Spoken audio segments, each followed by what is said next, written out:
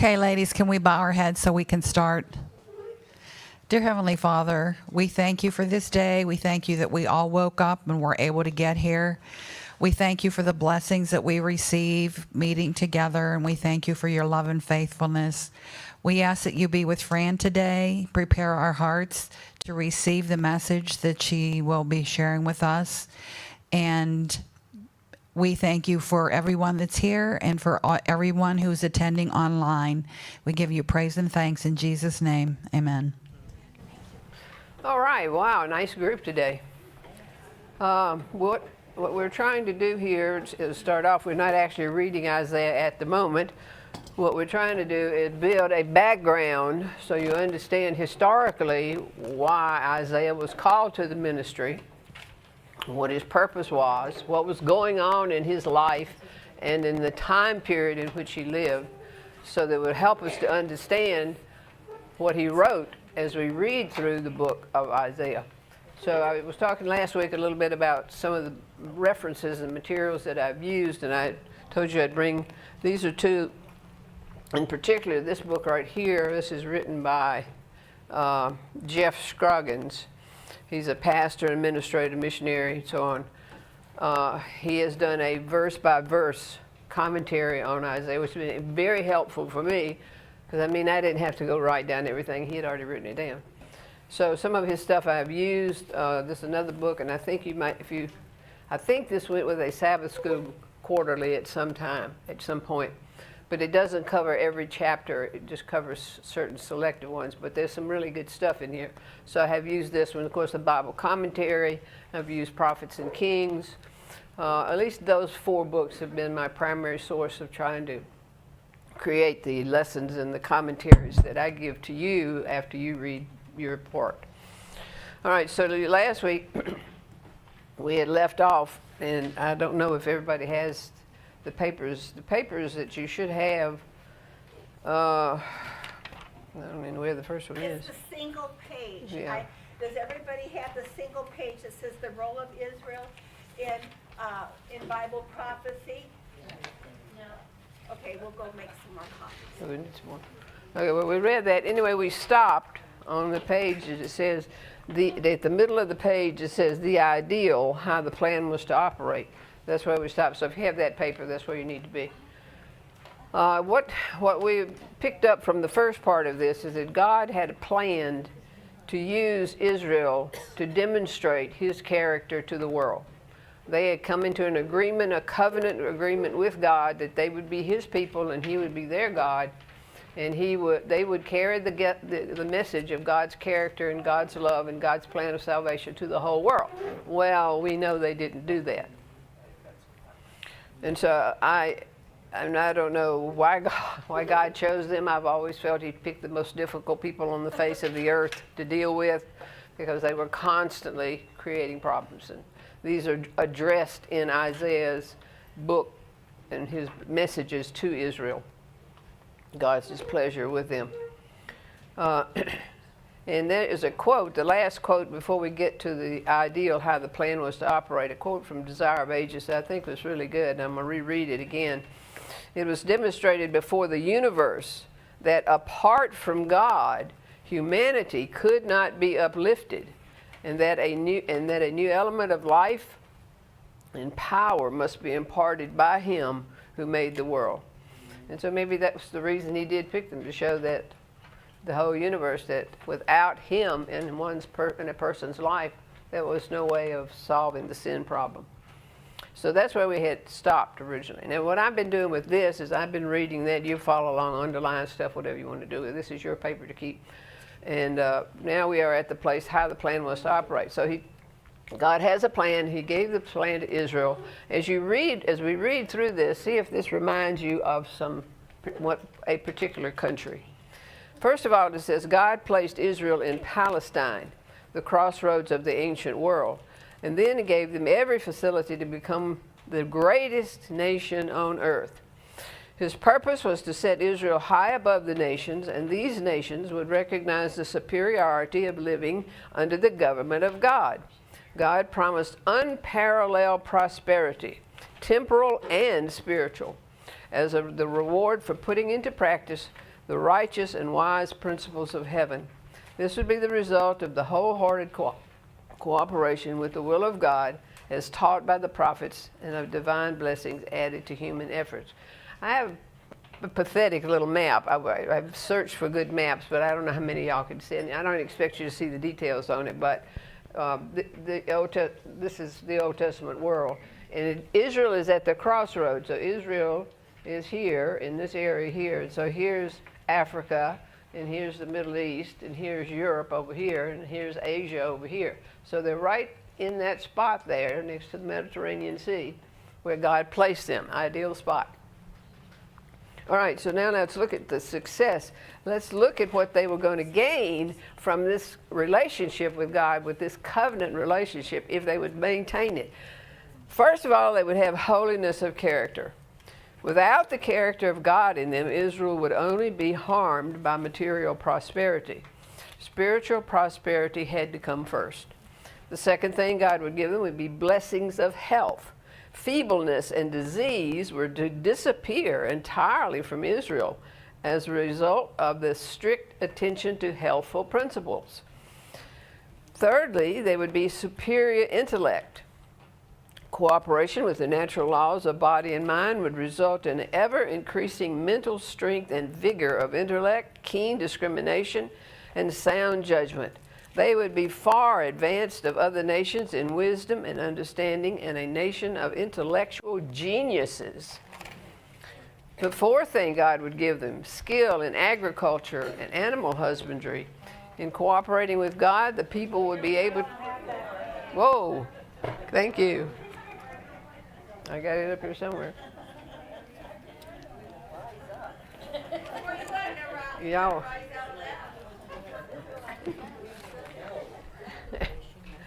All right, let's see, y'all can pass these around. I hope I have enough. I've made 45, so. Y'all got one there. They got one coming this way. Can you reach that from, pass that back to them? Thank you.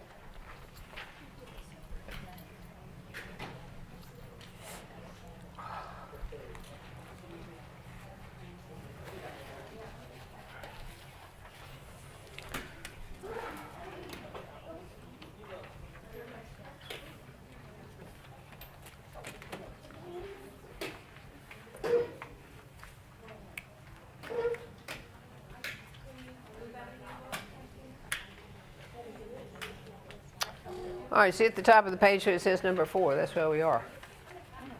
Anybody got one? All right, let's see what else God is going to give them in this covenant relationship. Number 4, skill in agriculture and animal husbandry. By cooperating with God, the people would be able to restore the land to its Edenic fertility and beauty. Pests, disease, floods, and drought would disappear. Sounds like a good deal to me. Number 5, superior craftsmanship.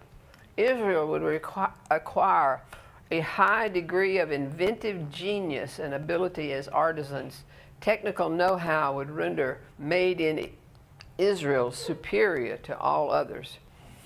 Number 6, unparalleled prosperity. Obedience to the law of God would make them marvels of prosperity before the nations of the world, living witnesses to the greatness and majesty of God. And number 7, national greatness.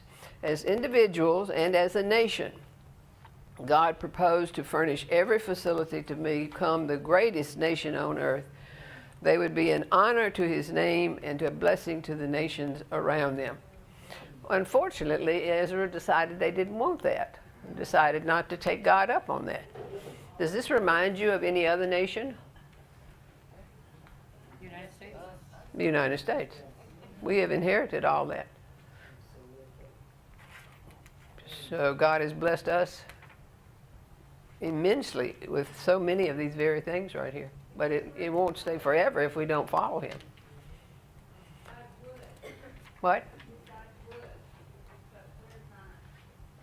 I can't hear you from up here. I'd have to have a microphone. Who is it? It's Terry.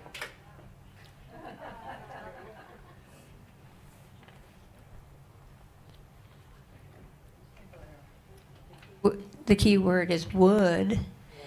God would have done all these things for Israel. And they ended up closing that door. Yep. And we're not following him either. And all this would be possible for us if we were to do that. I can't see as a nation that happening given our prophetic future. Right, I agree with you on that. I know when the Pilgrims came on the Mayflower and came over to Massachusetts Bay Colony and set up their living quarters there. Their intention originally was coming as missionaries to the Native Americans. But they got to making money and building houses, and they settled down, and they kind of forgot the real reason that they were coming to here was to be a missionary. And they decided prosperity was more important. So, and then maybe the same with Israel, I don't know. But anyway, let's continue on. Israel's prosperity would attract the attention of the nations around them and recognize the superiority of those who serve the true God. All these promises were based on conditions and available to any and all nations. That's available to any and all nations. Ambassadors from foreign countries would come to Israel to learn of its prosperity, and Israel's leaders would be able to direct their minds to the source of all good things. Returning to their homelands, the Gentile ambassadors would counsel their fellow countrymen to speedily seek the Lord. Nation after nation would join with Israel to love and serve the true God. These promises of prosperity were to have met fulfillment in a large degree during the centuries following the return from the 70-year captivity. And if we've studied the book of Daniel, we all know that they were in Babylon for 70 years, and then God sent them back to Israel. It was God's design that the whole earth be prepared for the first advent of Christ, even as today preparations are being made for his second coming. In spite of Israel's ultimate failure, there was a limited knowledge of the true God and the Messiah. Hope spread widely when Jesus was born by the visit of the Magi. Had Israel been faithful, the whole earth would have awaited the Messiah's arrival. Okay, so let's look at why they failed. Israel's unwillingness to submit to the restrictions and the requirements of God prevented them to a great extent from reaching the high standard he desired them to attain and from reaching the blessings that he was ready to bestow upon them. They cherished the ideas that they were the favorites, and they were ungrateful for the opportunities allotted them. Their failures to fulfill God's purpose for them brought ruin to the nation. At the time of the Babylonian captivity, God specifically announced that experience was not to mark a full end. That experience was not to mark a full end of Israel as God's people. But when the Jews rejected Christ, there was no assurance of reinstatement. And we've talked about that several times. They gave up. They divorced themselves from God. Now let's continue on the back page of that. There's a paragraph left. The present-day return of the Jews to Palestine and the establishment of the modern state of Israel in 1948 do not imply such a reinstatement, either present or future. Whatever the Jews as a nation may do now or in the future is in no way related to the former promises made to them. With the crucifixion of Jesus, they forever forfeited their special position as God's chosen people. Any idea that the return of the Jews to their ancestral home, that is, to the new state of Israel, may in any way be related to Bible prophecy is a product of wishful thinking on the part of the misguided, even though sincere religious enthusiasts, and is without valid scriptural foundation. And I know there are a lot of people in Protestant churches that do believe that Israel is going to restart the sanctuary and do the services and all that. That's not going to happen. Okay, so that is God's plan for Israel, and then a failure to accept that. All right, so the second thing we want to look at is the kingdoms of Judah, Israel, Judah, and Samaria. So another handout is come. This is where you're going to get most of your handouts. We're not going to do a lot during the time of the time we're actually studying the book. Okay, I'll pass those around. How about the back row? Can you y'all hand it back to? Behind you. Oh, well, you want to take this then?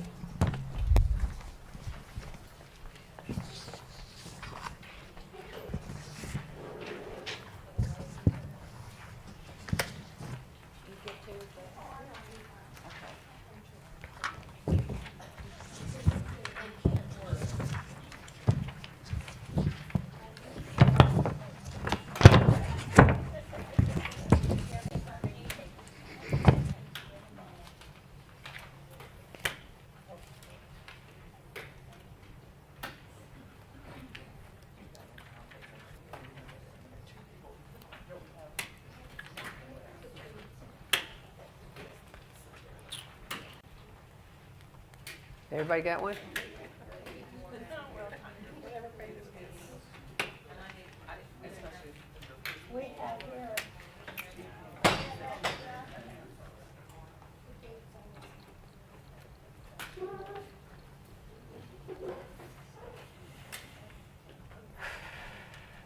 Okay, are we ready? Now, we need a little historical background on this. We use interchangeably words like Judah and Israel. What are we talking about when we talk about each one of those? It's important to understand because Isaiah worked in a particular period of time with a particular group of people. All right, so here it begins. We go back to Solomon. When Solomon was alive, Israel was a united country. And I'm going to give you a map in a minute for yourself, but here is, and I know you all can't see over there, Judah here and Israel here, because they broke into two countries. So let's find out about that. At Solomon's death, the once united nation of Israel broke into two kingdoms. This happened in 930 BC. The northern kingdom was called Israel, and it consisted of 10 of the 12 tribes. The southern kingdom was called Judah, and it consisted of Benjamin and Judah. The Levites, as you remember, the Levites had no territory. They were given cities to live in. The Levites lived in the cities of both of the kingdoms, but many of them moved down into Judah. When the northern kingdom was conquered by the Assyrians, and we're going to learn about the Assyrians, I got handouts on them because that's an important player in the situation. Notice they were conquered in 722 BC. The dates are also important to remember. The 10 tribes were scattered throughout the Assyrian Empire and became lost to history. It is thought that some 30,000 Israelites were taken captive. What had been the northern kingdom of Israel now became Samaria, with its capital city being called Samaria. It was built some 6 miles from Shechem, which was Jacob's old camping ground. It was on a hill about 1,460 feet above the Mediterranean Sea. Samaria was surrounded by rich fields of olive trees and grain fields.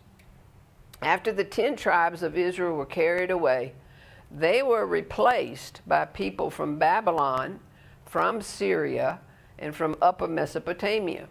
These people brought their own religion and mixed it with the remaining Israelites.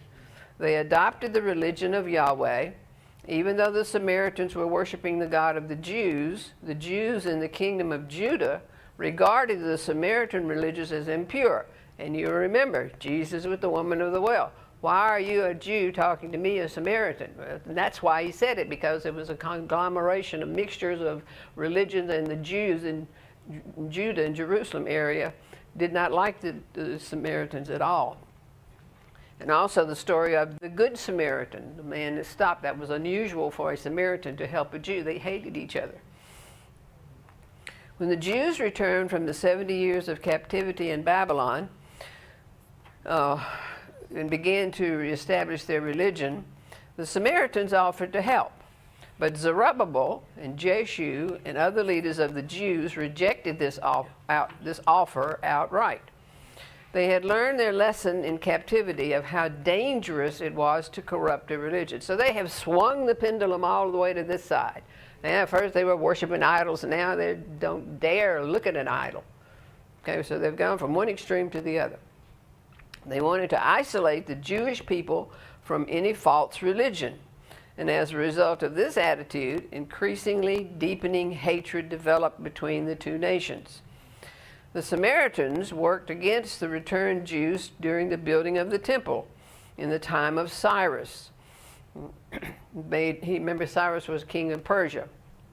He made accusations against them during the reign of Ahasuerus, who was also a Persian, and actively interfered by stopping the rebuilding by force of arms, burning the gates of the city of Jerusalem and destroying the walls that had been rebuilt. So you can see that they're building up a hatred more and more toward each other.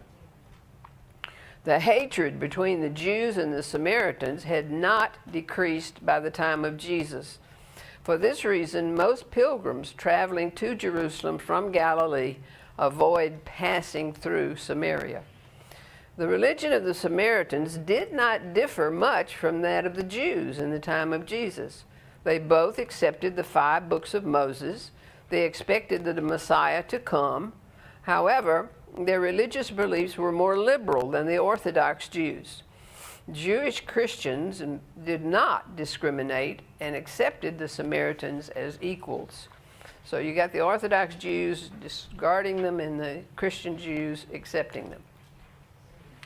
All right, so that's kind of the history of Samaria, which would be in this area, which would become this area right here, which is Israel, and there's Damascus, and the Samaritans would be around the Sea of Galilee in that area there. Okay, so now we want to look at our focus on this because Isaiah is working in the area of Judah. Remember, Judah is made up of 2 tribes, Judah and Benjamin. This is the area in which he will spend his life, his ministry in this area. So we need to know something about the kingdom of Judah, and then it becomes the province of Judah. And I think that's the 2 I want to cover. All right, so here we go. The kingdom of Judah.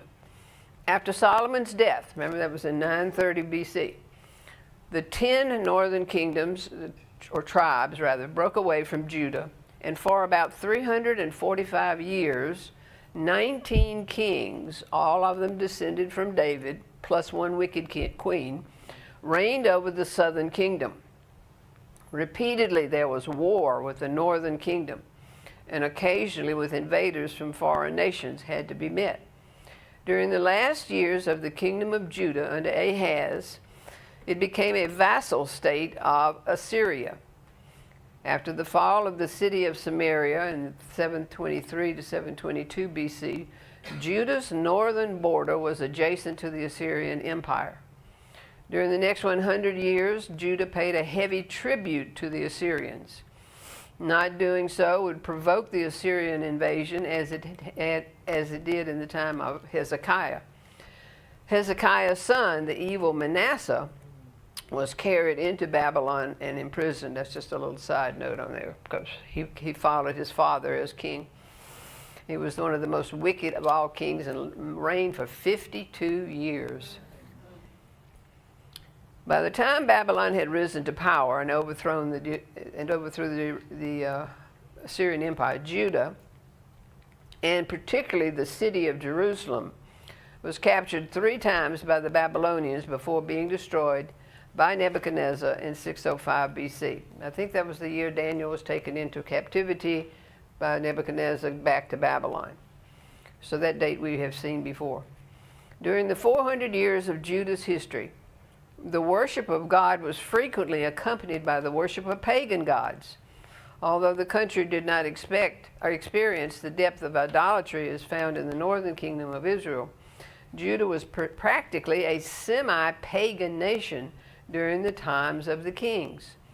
There were some good kings like Asa and Hezekiah and Josiah who made an attempt to stamp out idol worship and pagan cults. But these reforms were temporary, and the people lapsed into paganism once more. This was the chief reason for the nation's downfall. All right, so that's the kingdom under the kings.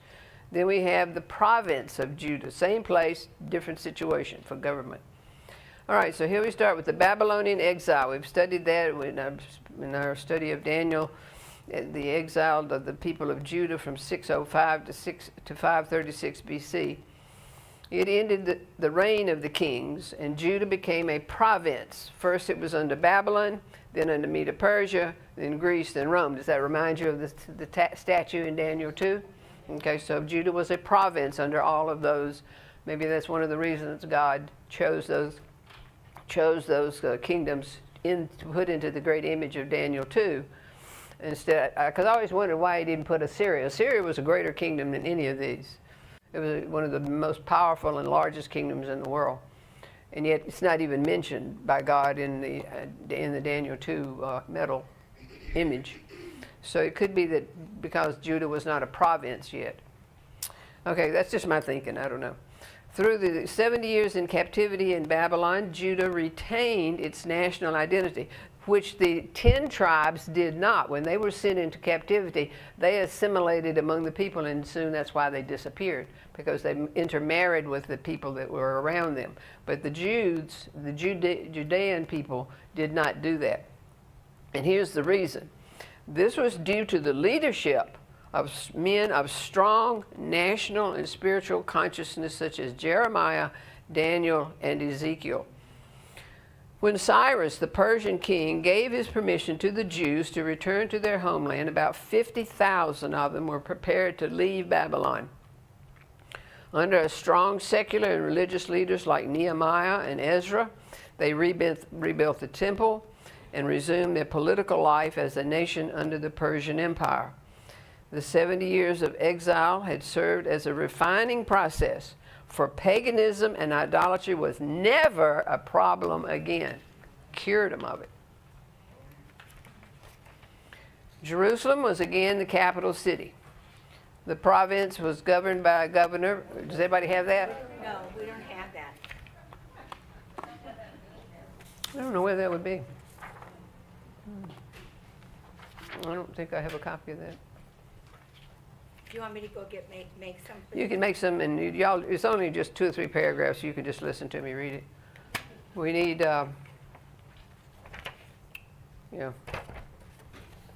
just take that one in. Is that it? Yeah. Okay. It's just a short period, and you get it, and you can reread it yourself. Okay, so we were at Jerusalem being the capital city. The province was governed by governors appointed by the Persian king. We know some we know are like Zerubbabel and Nehemiah. They arrived back in Judah in 536 BC despite opposition from surrounding nations. It was another 100 years before they completed Jerusalem's fortification under Nehemiah. Then under the Persian king Artaxerxes, the Mosaic law was made the law of the land. Ezra, a scribe, was charged with the reorganization of the province to conform to a new decree. During the next 200 years, while Persia still ruled the region, the people of Judah practiced their own religion with little or no interference from the Persian authorities. The Persians were very generous in allowing their people under them to worship however they wanted to. Very open-minded about that. Then we have, after Persia, we have the Greeks, and that's Alexander, and Alexander conquered Persia. Judah then became a part of Alexander's empire. Then under Rome, Rome comes next. Judah was given over to Herod to govern for Rome. The province of Judah ended in 70 AD with the destruction of Jerusalem and the temple by Rome, and the remaining Jews were then scattered all around the world. Okay. What year were they scattered? Oh, in 70 AD. Okay. Remember, Jesus told them that not one stone be left upon another. It's all going to be cast down. Sure enough, it happened to see. He would have said that in about 27 or 31 AD. Jesus made that prediction, and then it actually happened in 70 AD. So when God says things, they don't often happen immediately. Shirley. Well, I've always studied that when those Jews were scattered from the destruction of Jerusalem,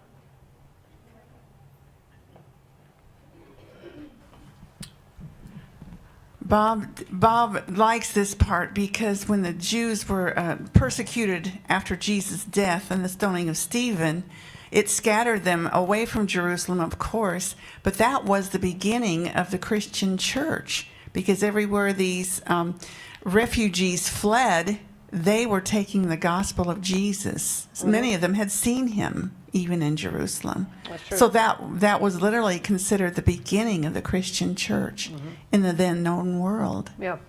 It was an exciting time, albeit terrible. Yeah. Okay, good point, good point. All right, let's see. Let's check my time so I know how much we got left. In addition to that, God always wanted his disciples, his people, to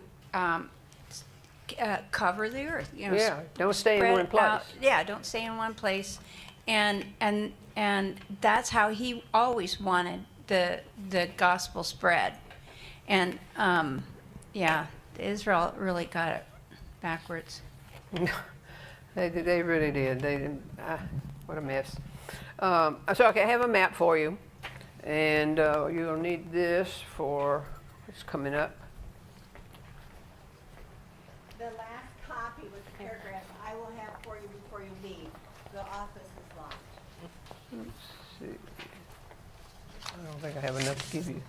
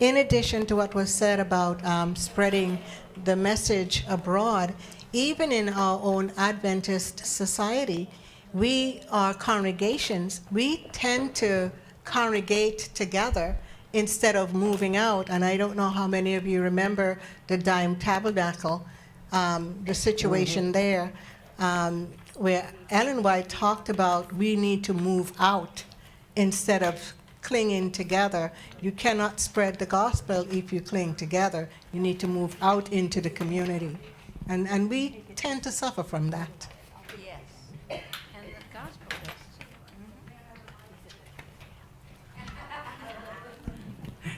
Ladies, I'm here and I want to lead the song after prayer. And this time we're choosing number 501 in the Adventist hymnal, "'Tis the Blessed Hour of Prayer." Do some of you have it from a couple weeks ago, or do we need to get more copies? Oh, Lori's gone. Oh, okay.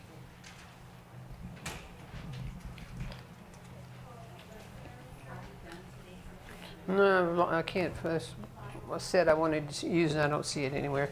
I can go ahead and do this instead. The last couple handouts, we've run out. People Really? still need them. I'll have them made before everyone leaves.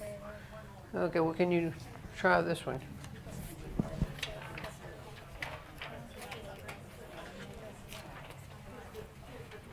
Give them to Lisa.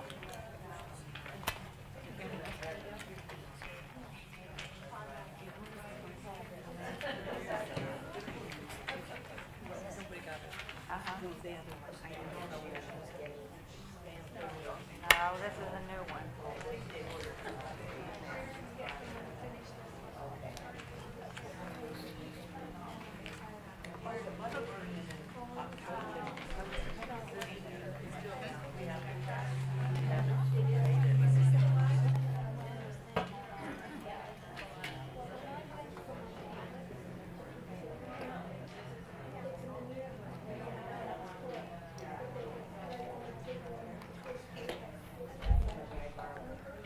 Okay, this little page right here is an introduction to Isaiah, to himself, and to the kings of Judah on the back. You have something on the back of yours. Everybody check the back, make sure there's something on the back. The front page says, who is Isaiah? And the back page says, kings of Judah during Isaiah's ministry.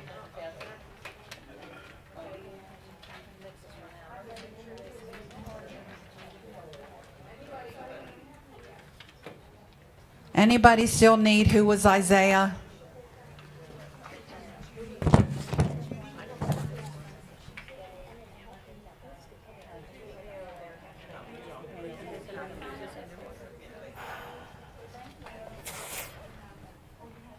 Okay, has everybody got it? We're going to do this and then we'll stop at the end of this because I don't want to get involved in too much at one time.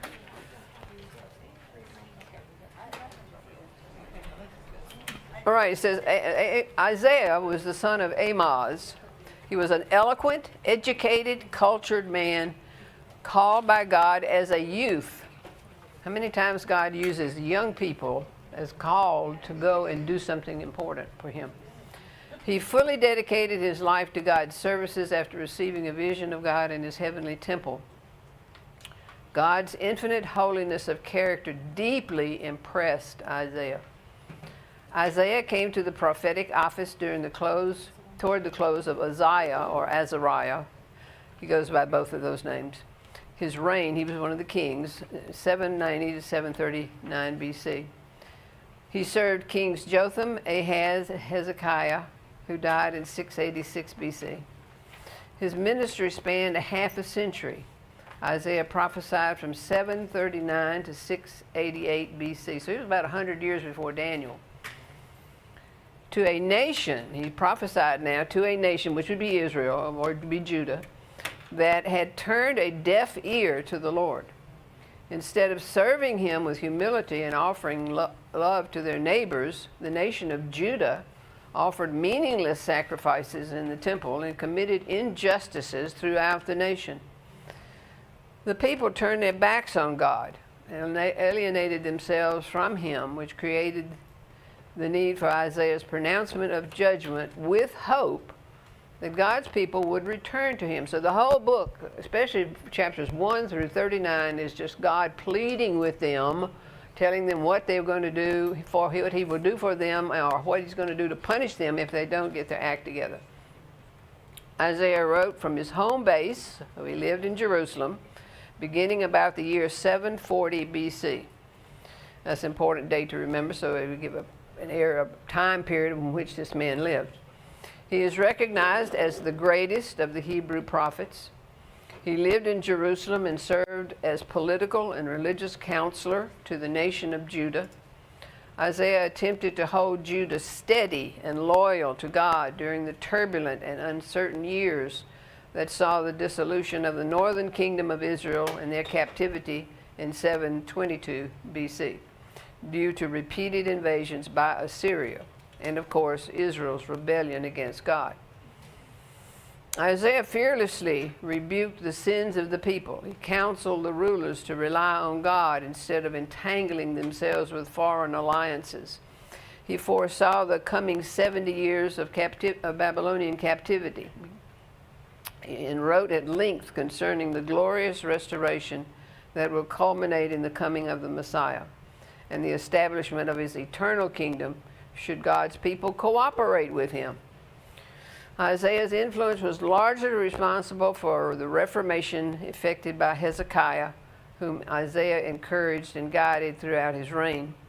His counsel and his admonitions were chiefly responsible for persuading the king and his people to stand firm when the Assyrian king Sennacherib threatened to take Jerusalem. An angel slew 185,000 Assyrian soldiers in one night. That's found in 2 Kings 19. According to tradition, Isaiah fell as a martyr to Hezekiah's son, the evil Manasseh. Now, there's a whole section before you get to chapter 40 in Isaiah, there's a whole section about Hezekiah. There's a lot written about Hezekiah. We're going to spend some time studying it. It's the only actual narrative or story from chapters 1 through 39. Most of it's God speaking and Isaiah speaking and making admonitions to the children of Judah to behave themselves. And also, I'll also say this, that sometimes they're called Israel, sometimes he'll say to Israel, sometimes he'll say to Judah. They're talking about the same thing, because remember, the 10 tribes are gone. That has nothing to do with them, they're gone. So if you say Israel, it's not talking about the 10 tribes, it's talking about Judah and Benjamin, the 2 tribes that were left. That's who he's addressing in his writings. And so we're going to do a little study on Hezekiah, a very interesting study. I'm sure you're familiar with it as it's one of the stories that children learn about. All right, so on the back page of that, and just very quickly, we'll come back to all this again. I'm just kind of giving a brief overview. So one of the things I wanted to focus on, but I don't think we'll have enough time to do it, is Assyria itself. I want you to understand the kingdom of Assyria and how dangerous this kingdom was to Israel, to Judah, and to the rest of the world where it lived, where it put down roots. All right, so we have 4 kings here mentioned, and more than that, but because you see Uzziah is actually the 10th ruler. So there were 9 others before him. They're not important to know about. These are the ones that we need to know about. 10th ruler of the kingdom of Judah when Isaiah began his ministry. Uzziah reigned for 52 years. And there's the dates. He's known for rebuilding Judah's army, promoting this country's agriculture, and reorganizing its defenses. He had several victories over the Philistines and forced the Amorites to pay tribute to him. He is described as a good king, though he tolerated the worship of other gods. His success and power led him to presume to enter the temple and to carry out priestly duties by offering sacrifices, and God punished him with an incurable leprosy. And from that time until he died, he lived as a leper in a separate house, while his son Jotham ruled as co-regent. During Uzziah's reign, the prophets Amos, Hosea, and Isaiah began their ministries. So not only that tells us something about him, but it gives us a little broader picture of who other people involved in this period of time. Okay, so Jotham is his son. He's the 11th ruler of Judah. He reigned for 20 years. There are the dates. And he was described as a good king, although he allowed people to worship on the high places. He ruled with his father Uzziah. He built the gates of the temple and repaired the walls south of the temple. Jotham is listed in the genealogy of Christ. The next king, number 12, is Ahaz. Ahaz was descended from King Saul through Jonathan. He reigned for 20 years. He was an idolater and worshipped strange gods under trees and on high places. Isaiah was sent to him by God to assure Ahaz of God's help in his struggles with the northern kingdom of Israel and the Syrians, and to warn him not to enter into foreign alliances, which of course Ahaz dismissed. He is listed also in the genealogy of Christ. The 13th ruler is Hezekiah. He was the son of Ahaz. He reigned for 29 years. During 10 of those years, his son Manasseh was a co-regent. Hezekiah was a good king.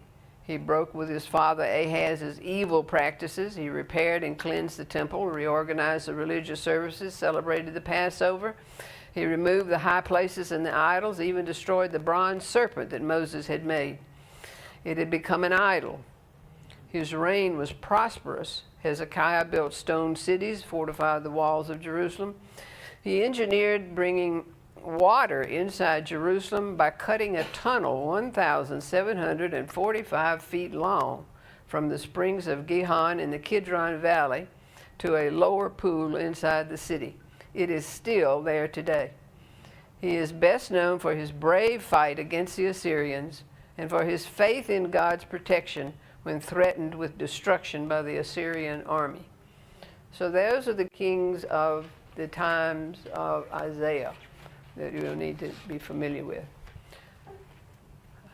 Okay, we're going to stop at that point. So next week I'll give you the rest of the handouts. We'll finish those up, and then at some point we'll be ready to start reading. Make sure you have a notebook that we're going to remember. We're going to collect a verse that you think is really good out of every chapter that we read, and you want to put that in a notebook, and then you have your 3-ring binder, which put your handouts in.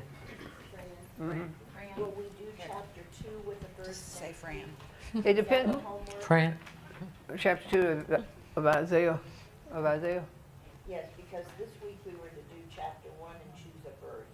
Oh, Write what it meant. did I say that? I didn't mean to say that. That's okay. Well, I meant after we read it in class, then you're reading along and watching.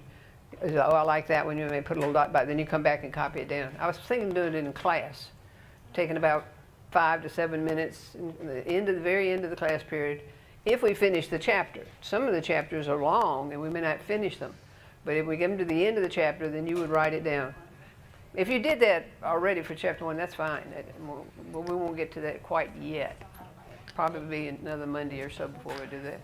Fran, I really appreciate all the hard work you've done on this. It's amazing. But this is the first time I ever realized that in Christ's genealogy, there is Saul's bloodline. Yeah, that's true, isn't it? Thanks for pointing that out. Anybody else got a thought or a question? Okay.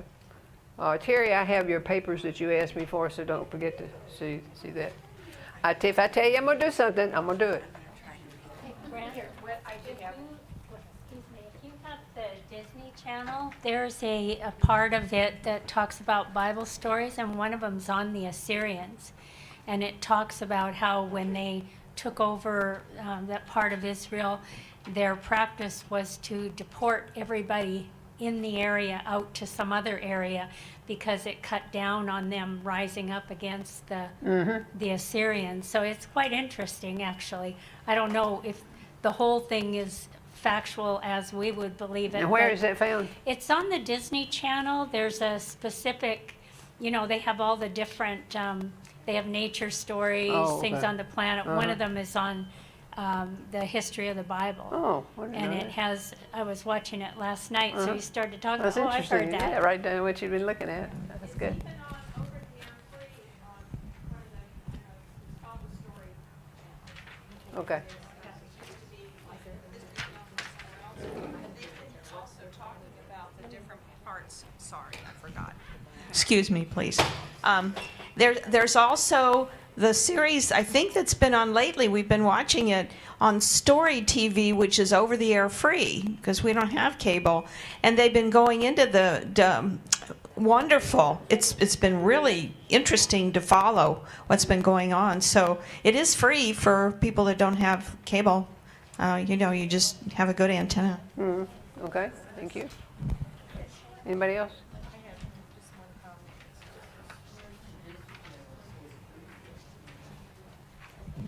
Fran, kind of just at the beginning when you were starting the introduction for today and everything, and you mentioned that that Jewish nation at the death of Christ no longer was in God's favor, about the temple being rebuilt, and none of that was going to happen, even though it's a popular belief right now. I might be getting ahead a little bit, but there still is Israel, but it's a spiritual Israel, and it's open to anyone who accepts Christ. So anyway, I just thought. Well, the Bible says if you're Christ, then are you Abraham's seed and heirs according to the promise. If you're Christ, but Israel is not Christ. I mean, they gave that up. They rejected him. Yeah. So we're all the children of That's Abraham. right. We're all, if we're in Christ, then we are Abraham's seed. That's right. And it's the spiritual Israel. Anybody else? That's good points and good thoughts.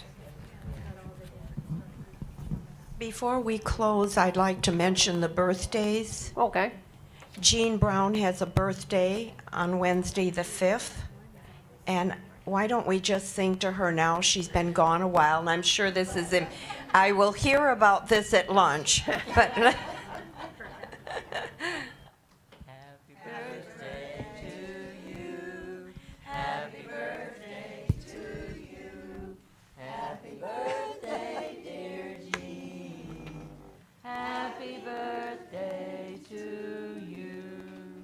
Thank you.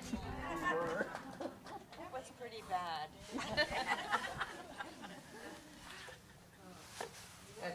One other thing I wanted to mention, if anybody had any time to help I hate for Lori to have to do all this, pull these flags down, and you have to fold them up and roll them up with a rubber band. I got some stuff over here on the table. If you have time to stop and just pull down a few of them, and they're all down the hall, and they're all in the foyer, and they're everywhere. So I hate for Lori to have to go out there and do that all by herself. So I'm gonna stay a little while and have. And then aren't they doing a card? Y'all are doing a card thing today too?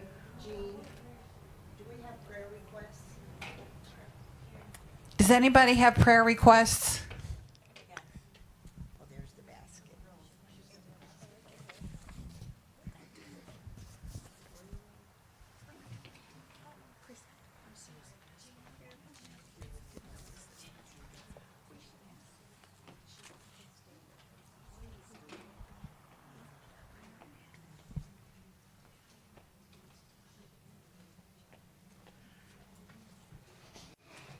Okay, ladies, can we bow our heads for our final prayer, our closing prayer?